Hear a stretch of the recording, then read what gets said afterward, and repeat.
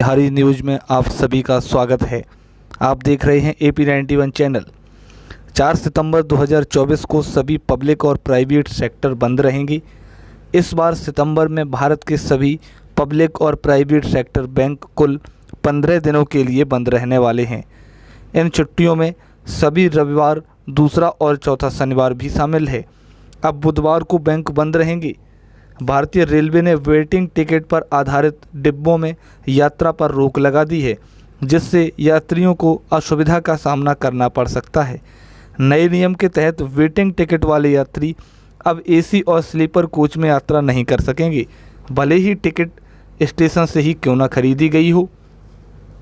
बिहार सरकार ने भूमि सर्वेक्षण के लिए नया दिशा निर्देश जारी किए हैं, जिसमें आवेदनकर्ताओं के प्रपत्र को 2 और प्रपत्र 3 एक निदेशालय के वेबसाइट से डाउनलोड कर भरना होगा। दस्तावेजों की जांच के लिए आवेदन कार्यालय में जमा करना होगा और मृतक मामलों में मृत्यु प्रमाण पत्र अनिवार्य होगा।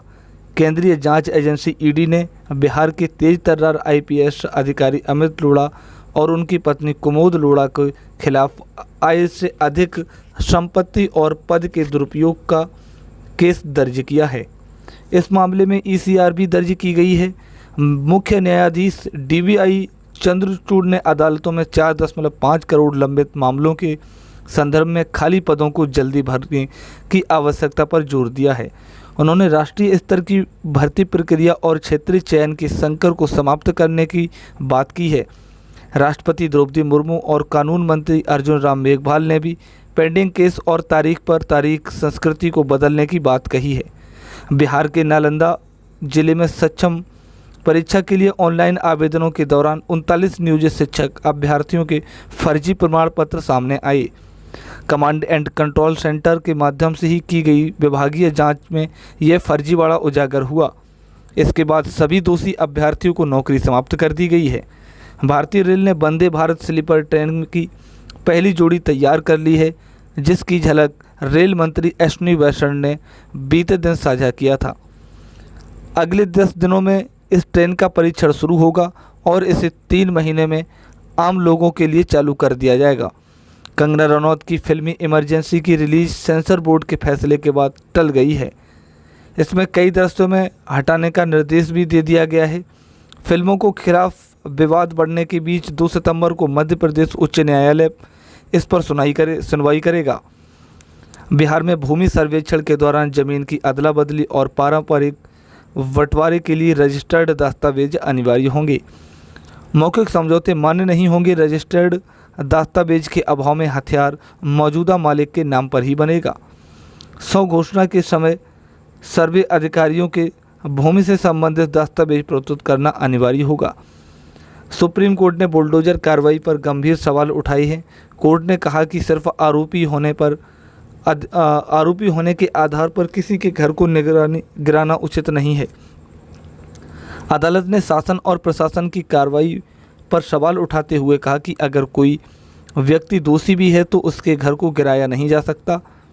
मौसम विभाग ने बताया कि सितंबर में लाल नीना के एक्टिव होने की संभावना है, जिससे इस साल भारत में कड़ाके की ठंड देखने के लिए मिल सकती है।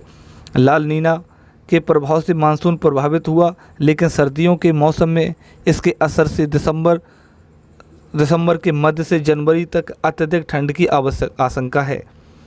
पेरिस पैरा ओलंपिक गेम्स 2024 में भारतीय खिलाड़ी योगेश कुथरिया ने पुरुषों के डिस्कस थ्रो में एक 56 कैटेगरी 44 मीटर 2 के करके सिल्वर मेडल जीता है। यह लगातार दूसरा पैरा ओलंपिक है जिसमें उन्होंने सिल्वर मेडल हासिल किया है। उनकी सफलता में उनकी मां की अहम भूमिका रही है। एम्स प्रशासन ने राष्ट्रीय चिकित्सा उपकरण विकास सत्यापन और कौशल प्रशिक्षण केंद्र की स्थापना पर चर्चा की। इस बैठक में एम्स के निदेशक डॉक्टर M श्रीनिवासन समेत कई विशेषज्ञ शामिल हुए। केंद्र का उद्देश्य चिकित्सीय उपकरणों को उन्नयन और मरीजों को बेहतर निदान प्रदान करना है। TMC सांसद कृति झा आज़ाद की पत्नी पूनम आज़ाद का अस्पताल में इलाज के दौरान निधन हो गया। कृति झा आज़ाद ने सोशल मीडिया पर इस दुखद समाचार की जानकारी दी है। बता दें कि कृति झा बिहार के दरभंगा रहने वाली हैं, पूर्व क्रिकेटर भी हैं। बंगलुरु पुलिस से राहुल गांधी और सोनिया गांधी पर फर्जी खबर फैलाने के आरोप में बांग्लादेशी पत्रकार सलाउद्दीन सोहेब चौधरी और भारतीय न्यूज़ पोर्टल की महिला स्टाफ अहूदी के खिलाफ एफआईआर दर्ज की गई है। शिकायतकर्ता श्री निवास जी ने आरोप लगाया कि चौधरी ने सोनिया गांधी को विदेशी जासूस बताते हुए सोशल मीडिया पर गलत सूचना साझा की।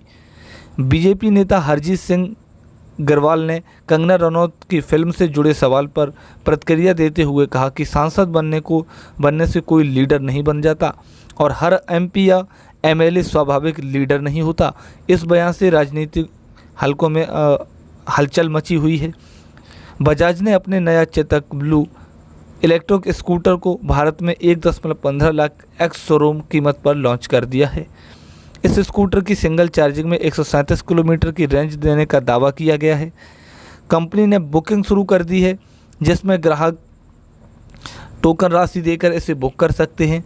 उत्तराखंड के चमोली जिले में भारी बारिश के कारण बद्रीनाथ राष्ट्रीय राजमार्ग और कर्णप्रयाग वाली ग्वालदम सड़क भूस्खलन के चलते बंद हो गई है। सिमली के मलबे से कई और दुकानें क्षतिग्रस्त हो गई हैं। आपदा प्रबंधन केंद्र ने मलबा हटाकर मार्ग को फिर से यातायात के लिए खोल दिया। कांग्रेस महासचिव जयराम रमेश ने सेबी प्रमुख माधवी बुच के हितों के टकराव आरोप लगाते हुए पीएम मोदी से स्पष्टीकरण की मांग की है। जयराम रमेश ने आरोप लगाया कि बुच सेबी के पद पर रहते हुए आईसीआई बैंक में लाभ प्राप्त कर रहे हैं। उन्होंने सरकार पर आरोप लगाया कि वे इन गंभीर सवालों को नज़रअंदाज कर रही हैं। दिल्ली परिवहन विभाग ने अवैध ई रिक्शा पर शिकंजा कसते हुए 114 ई रिक्शों को बुराड़ी में क्रश कर दिया है। यह कार्रवाई उन ई रिक्शा के खिलाफ की गई है जिनके पास ना तो लाइसेंस है और ना ही परमिट है। विभाग की यह पहले सड़क सुरक्षा और अवैध संचालन पर नियंत्रण लेने के लिए उठाई गई। तेजस्वी यादव ने सोशल मीडिया पर बीजेपी और एनडीए पर हमला बोलते हुए बीजेपी सांसद नारायण रानी की बेटी का एक वीडियो साझा किया। उन्होंने वीडियो में विधायक के मस्जिदों में हिंसा की धमकी देने के आरोप लगाए, जिससे बीजेपी और एनडीए के लिए खतरनाक बताया गया। तेजस्वी ने इस मुद्दे को संविधान और कानून की अवहेलना कर दिया। चेयरपर्सन माधवीपुरी बुच पर आईसीआईसी बैंक से नियमों का उल्लंघन कर 2017 से 2024 के बीच 1 करोड़ रुपए से अधिक सैलरी लेने का आरोप लगाया गया है। कांग्रेस नेता पवन खेड़ा ने इस पर सवाल उठाते हुए बुच के बारे में गहराई से जांच की मांग की है। उन्होंने बुच को एक शतरंज खिलाड़ी करार देते हुए उनकी भूमिका पर संदेह जताया है। सुप्रीम कोर्ट ने शंभू बॉर्डर पर 6 लेन हाईवे में दोनों एक लेन इमरजेंसी और जन सुविधा के लिए खोलने का आदेश दिया। कोर्ट ने आंदोलनकारी किसानों के मुद्दों पर विचार करने के लिए उच्च अधिकार प्राप्ति समिति का गठन किया है। हरियाणा और पंजाब ने इस समिति का गठन पर अपनी सहमति जताई है।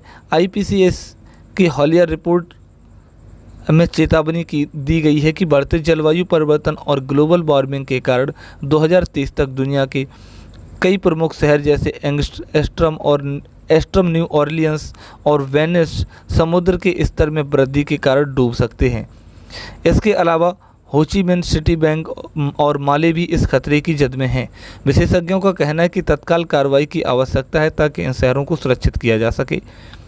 जन स्वराज पार्टी के संयोजक प्रशांत किशोर ने बिहार के मुख्यमंत्री नीतीश कुमार की जाति पर टिप्पणी करते हुए कहा कि कुर्मी समाज की तुलना में ब्राह्मणों की आबादी अधिक है।